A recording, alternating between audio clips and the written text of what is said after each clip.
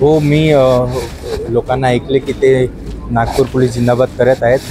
विशेषतः या प्रोग्रामबाबत मी सांगतो की या प्रोग्राममध्ये 192 मुद्देमाल आम्ही परत आता करत आहे आणि पूर्ण झोन 2 मध्ये जे 6 पोलीस स्टेशन आहेत तिथे सर्व पोलीस स्टेशनचे काही मुद्देमाल आहे आणि एकूण 48 लाखाचे मुद्देमाल आम्ही आता परत करण्यात येत आहे.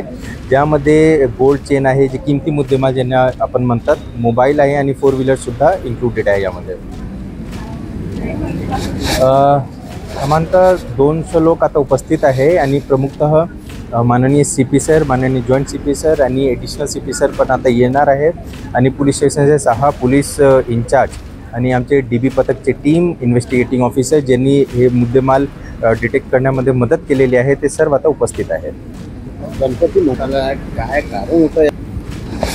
जेव्हा गणपतीचे फेस्टिवल चालू होते, आम्ही सर्व गणपती मंडळांना विनंती केली होती की तुम्ही बरेच त्यामध्ये खर्च पण करतात, तर आम्ही रिक्वेस्ट केली होती की तुम्ही यामध्ये काही सामाजिक कार्य पण करा आणि DJ मुक्त, जे शक्य आहे तर DJ मुक्त गणपतीचे प्रोसेशन काढा.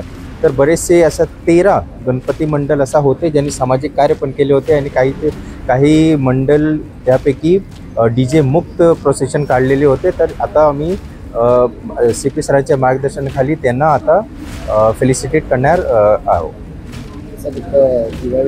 सर्व नागरिकांना हे मी येणार जे दिवाळी सण आहे त्याबाबत मी त्यांना शुभेच्छा देतो आणि मी देवाला विनंती करतो की त्याच्या सर्व जे बाकीचे दिन आहे या वर्षात ते दिवाळीसारखे राहणार असे मी त्यांना शुभेच्छा देतो.